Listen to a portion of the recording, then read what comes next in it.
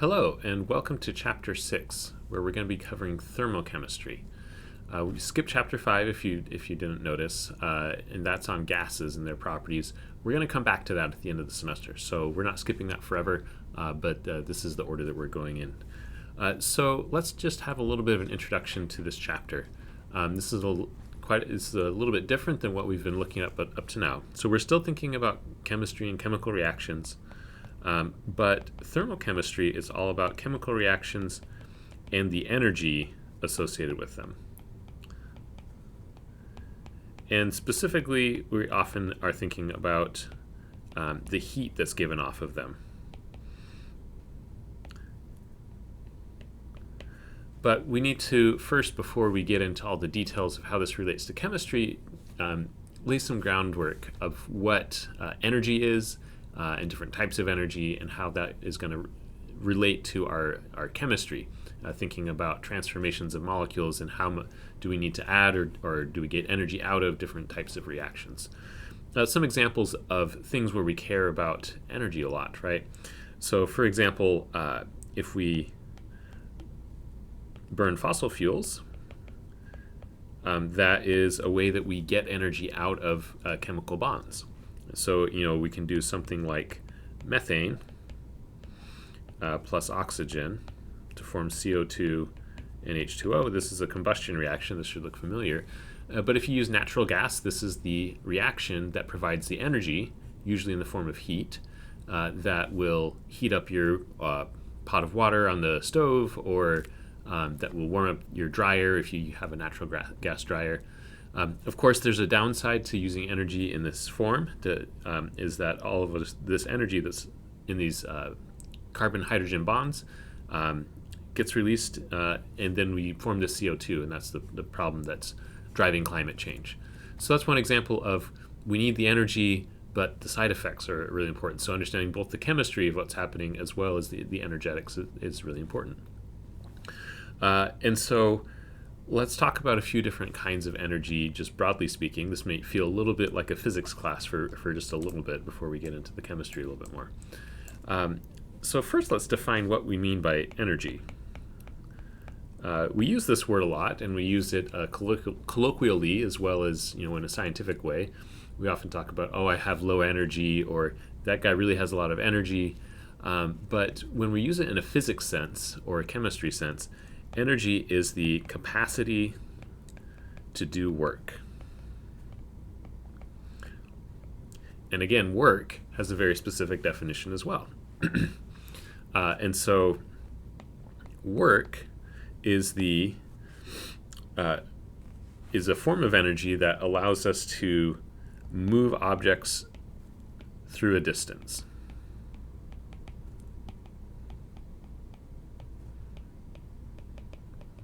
If you've taken a physics class, you've probably talked about work in this sense. And we define work, you don't need to worry about knowing this equation, but it's a force times the distance, right? So it's something that allows us to push, maybe a block or a car or an elevator, allows us to push or pull or move around objects. And so that's often a useful way that we think about energy. So this is, energy is the capacity to do work, and so if something has energy, it's capable of moving around.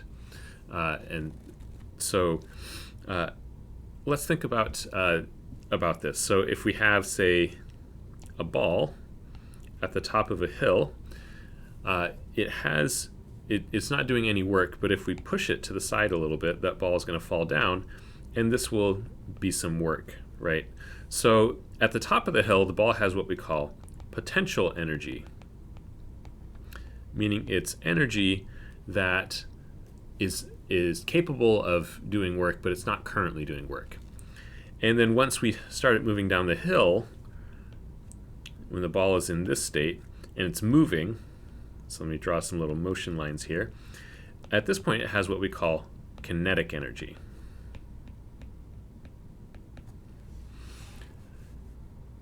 So the potential energy is due to, in this case, gravity. Gravity is what's that's going to pull the ball down the hill. And the kinetic energy is just that potential energy turning into motion.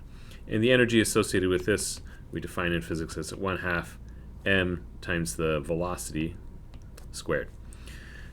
This equation here and this equation here, we will not actually use much in this class, but this is just an introduction, just like how do we define these things, and they have very specific mathematical definitions. Now that's great for a ball, but of course in chemistry we're not thinking about balls and planes. If you want to do that, balls and planes and wheels and things like that, if you want to talk about that, take a physics class, you can learn more about that. But we want to think about what's happening with molecules and atoms. Well, these same ideas of potential energy and kinetic energy apply to molecules and atoms as well. So let's think about what sorts of things, if we're looking at molecules and atoms, what sorts of potential and kinetic energy that they can have.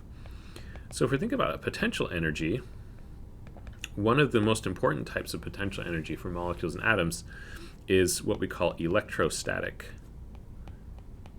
potential energy. What all this means is a fancy way of saying if you have a positive and a negative charge, they are going to pull on each other, they're going to attract each other. Or if you have two charges that are the same, a positive and a positive charge, these are going to repel each other. And these are a form of potential energy. They're going to stay close, and then that will turn into kinetic energy as they move apart from each other, kind of like our ball at the top of the hill. Or on the other hand, if we have positive and negative, they'll pull each other. And this is what holds an atom together, right? We have the protons in the nucleus, and we have the electrons out around the nucleus. And the reason the electrons don't just leave is because there's this pull between the positive and negative charges. And the electrons will sort of sit at where that potential energy is the lowest. Okay, so this will also apply to things like ions, right? We've thought about, something like an ionic compound like sodium chloride, and it's the potential energy, the attraction between the positive and negative charges, that holds the whole crystal together. So when we're thinking about potential energy in terms of molecules, this is like the most important type of potential energy is this electrostatic potential energy, that these are going to attract each other. There's an equation we can write for this one too, but again, we're not going to use it too much. But I'll just, the basic